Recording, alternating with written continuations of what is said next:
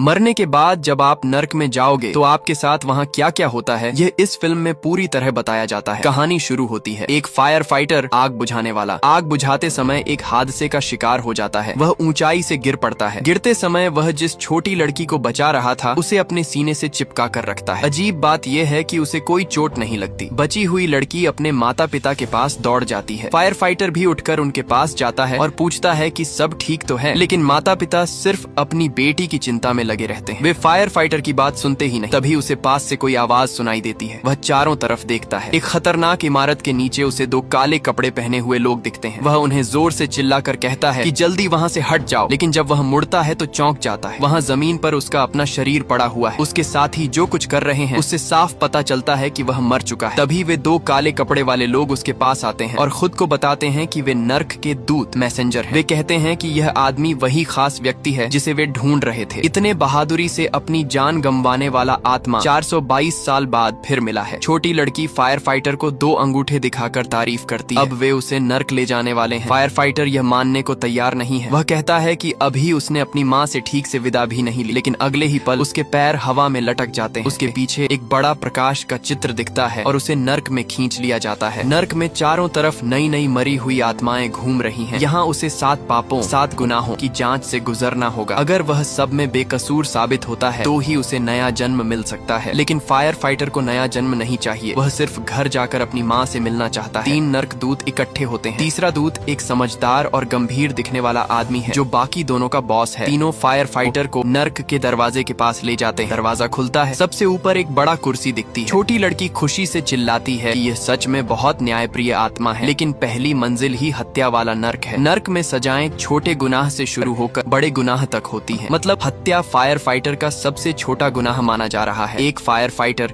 जो रोज लोगों की जान बचाता है उसे हत्या का आरोप लगाया जाता है। फायर फाइटर कहता है कि उसने कभी किसी को मारा नहीं, लेकिन दूत समझाते हैं कि अगर तुम्हारी बातों, हरकतों या सोशल मीडिया की हिंसा से किसी की मौत हो जाए तो वह भी हत्या का गुनाह माना जाएगा। अचानक फायर फाइटर के पैरों के नीचे का पत्थर फट जाता है और लावा का ज्वालामुखी बन जाता है। नीचे देखने पर अनगिनत आत्माएं जल रही हैं। वे सब जिंदगी में हत्या जैसे पाप करके आए हैं। फायर फाइटर दया आकर किसी को बचाने की कोशिश करता है, लेकिन जैसे ही वह किसी का हाथ पकड़कर ऊपर खींचता है, एक भयंकर चेहरा वाला व्यक्ति उसे डांटता है। वह हत्या वाले नर्क का राजा दावांग है। दावांग पूछता है कि एक आग बुझाने वाले काम में तुमने अपने साथी को बचाने क्यों छोड़ दिया, जिसकी वजह से वह मर गया। फायर फाइटर शर्म से कुछ बोल नहीं पाता। 2 जज मिलकर उसे डरपोक और अपनी जान बचाने वाला बताते हैं और सजा देने की तैयारी करते हैं। तभी फायर फाइटर की तरफ से बचाव करने वाला नर्क दूत आगे आता है। वह सच्चाई बताता है। उस वक्त इमारत गिरने वाली थी। साथी ने खुद कहा था कि पहले तुम अंदर जाकर लोगों को बचा लो, फिर मुझे बचाना। उस दिन फायर फाइटर ने 8 लोगों को बचाया था। जब वह साथी को बचाने गया तो इमारत गिर गई। सब सुनकर दावांग फैसला सुनाता है कि फायर फाइटर बेकसूर है। नर्क की यह सुनवाई फायर फाइटर के दिल से एक बड़ा बोझ हटा देती है। अच्छे लोग हमेशा खुद को कोसते रहते हैं कि उन्होंने और अच्छा नहीं किया। इसके बाद वे नाव से मिंग नदी पार करके अगली मंजिल पर जाते हैं। यह आलसीपन, सुस्ती वाला नर्क है। यहाँ समय और जिंदगी बर्बाद करने वालों की जांच होती है। इस नर्क का राजा चूजियांग फायर फाइटर पर मुकदमा चलाने से ही मना कर देता है, क्योंकि वह हमेशा मेहनत करता था। एक बिल्ली को बचाने के लिए भी अपनी जान जोखिम में डाल देता था। राजा बहुत प्रभावित होता है और कहता है कि वह अपने नर्क में फायर फाइटर की कांस्य प्रतिमा बनवाएगा। राजा के आदेश पर फायर फाइटर की नाव को आगे धकेल दिया जाता है। वह घूमकर देखता है तो एक डरावना दृश्य दिखता है। एक बहुत बड़े चक्के पर हजारों लोग भरे। वे लगातार भागते रहते हैं। अगर चक्का उन्हें दबा दे तो कुचल जाते हैं। आलसी लोग यहाँ हमेशा भागते रहते हैं। यह उनकी जिंदगी बर्बाद करने की सजा है। फायर फाइटर डर जाता है। 2 नर्क दूत कूदकर नाव पकड़ लेते हैं। वे राजा से फायर फाइटर की पूरी जिंदगी देखने की गुजारिश करते हैं। असल में वह कई नौकरियां करता था। आग बुझाने के बाद रात को बारबेक्यू शॉप में काम करता। छुट्टी के दिन स्नान घर में फर्श साफ करता। आधी रात को भी आराम नहीं करता। सब अपनी बीमार माँ और स्कूल पढ़ रहे छोटे भाई के लिए करता था। हर कमाई उन्हें भेज देता था। मरने तक उसने कभी आराम नहीं किया। यह सुनकर चूजियांग द्रवित हो जाता है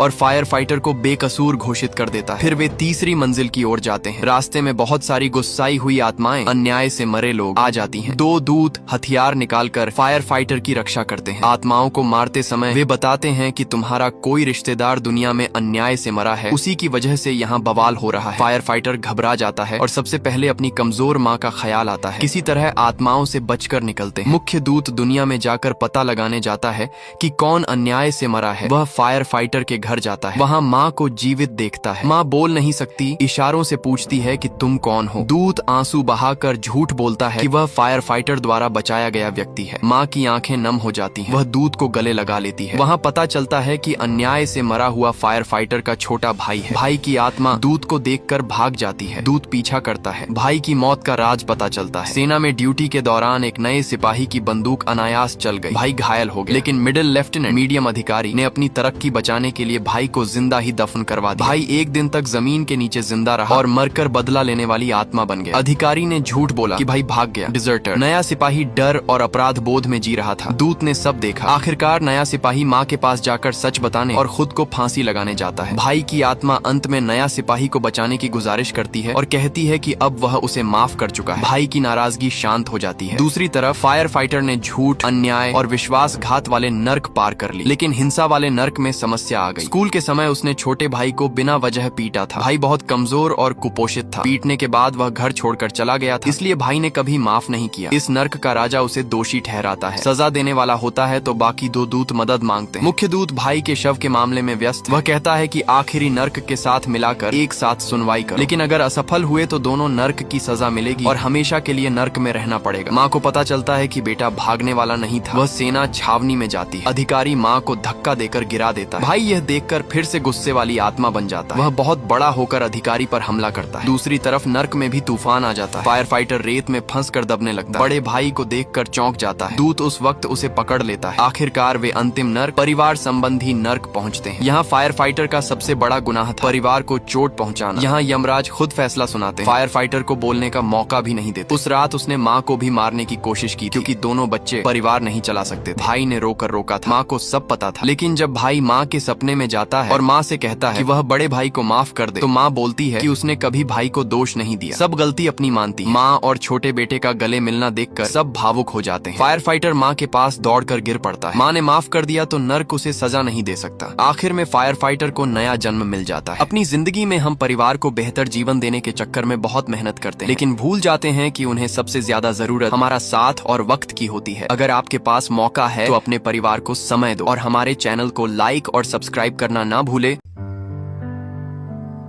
अंधेरी दीवारों में खुद को ढूंढता हूँ। गए जो दिन सहाने थे उन्हीं को सोचता हूँ मैं। तुम्हारे बिन ये मौसम भी बड़ा बेसर्द लगता है। दिल का हर एक कोना अब बहुत ही दूर बढ़ता है। अंधेरी दीवारों में खुद को ढूंढता हूँ मैं। ये जो दिन सुहाने थे उन्हीं को सोचता हूँ मैं। तुम्हारे बिन ये मौसम भी बड़ा सर्द लगता है। दिल का हर एक कोना बहुत ही दर्द भरता है। मेरे साए भी मुझसे अब जुदा होने को कहते हैं। तुझे खोने की राहों में ये आंसू बहने लगते हैं। कहाँ जाऊं कहाँ ढूंढूं मेरा वो साजो सामा तो मेरी हर एक तमन्ना तू। मेरी रूह का मका तू। लकीरों में नहीं लिखा जो तुमने ख्वाब देखा था। वफा की इस कहानी में फकत एक गम ही लिखा था। सितारों से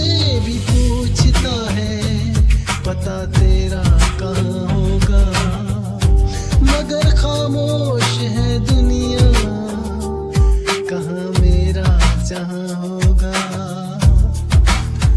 बस एक बार मुड़ के देख ले मेरी बेबसी की सूरत। मुझे है आज भी तेरी वफा की सख्त जरूरत।